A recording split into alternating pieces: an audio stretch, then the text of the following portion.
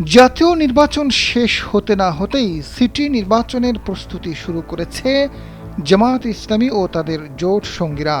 তবে জোটগতভাবে নির্বাচন করলেও মেয়র পদ নিয়ে একে অন্যকে কোনো ছাড় দিতে নারাজ জামায়াত এনসিপি। এ অবস্থায় সিটি নির্বাচনের মুখোমুখি অবস্থানে 11 দলীয় জোটের দুই শীর্ষ দল।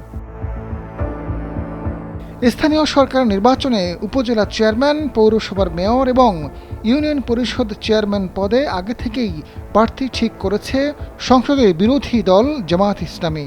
সিটি কর্পোরেশনের মেয়র প্রার্থী বাছাইয়েরও কাজ শুরু হবে শীঘ্রই। জামায়াতের প্রধান লক্ষ্য রাজধানী ঢাকার 2 সিটি কর্পোরেশনে জয়ী হওয়া। জামায়াত নেতৃত্বাধীন 11 দল সংসদের আসন বণ্টনের সময়ে সিদ্ধান্ত নিয়েছিল তাদের জোট স্থানীয় নির্বাচনেও থাকবে। এই সিদ্ধান্ত এখনও অটুট রয়েছে বলে জানিয়েছেন দলটির নেতারা। তবে ঢাকায় মেয়র পদে জোট শরিকদের ছেড়ে দেওয়ার সম্ভাবনা নেই। কাউন্সিলের পদে সমঝোতা হতে পারে। সংসদ নির্বাচনের সময়েও সিটি কর্পোরেশনে ওয়ার্ডগুলোতে প্রচারণা চালায় জামায়াতের সম্ভাব্য কাউন্সিলর প্রার্থীরা। এদিকে জোটের শরিক এনসিপি ঢাকায় একটি মেয়র পদ চায়। দলটির ঢাকা মহানগর উত্তরের সদস্য সচিব আমিনুল ইসলাম ইতিমধ্যে নিজেকে সম্ভাব্য মেয়র প্রার্থী ঘোষণা করেছেন। দক্ষিণে শোনা যাচ্ছে এনসিপির মুখ্য সমন্বয়ক নাসির উদ্দিন পাটোয়ারির নাম। তিনি এবার ঢাকা 8 আসনে বিএনপির মির্জা আব্বাসের বিরুদ্ধে মাত্র 5000 ভোটের ব্যবধানে হেরেছেন। এছাড়া বাংলাদেশ খেলাফত মজলিসের আমির মাওলানা মামুনুল হকের নামও শোনা যাচ্ছে। তিনি ঢাকা 13 আসনে নির্বাচন করে পরাজিত হয়েছেন।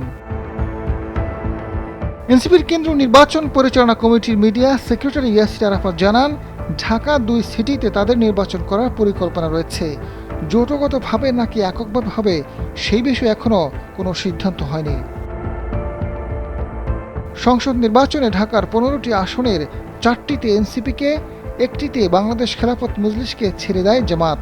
বাকি 10টিতে লড়ে জামায়াত ঢাকা 4, ঢাকা 5, ঢাকা 12, ঢাকা 14, ঢাকা 15 এবং ঢাকা 16 আসনে জয় পেয়েছে। 5000-এরও কম ভোটের ব্যবধানে ঢাকা 7 এবং ঢাকা 10 আসনে পরাজিত হয়েছে জামায়াত প্রার্থীরা।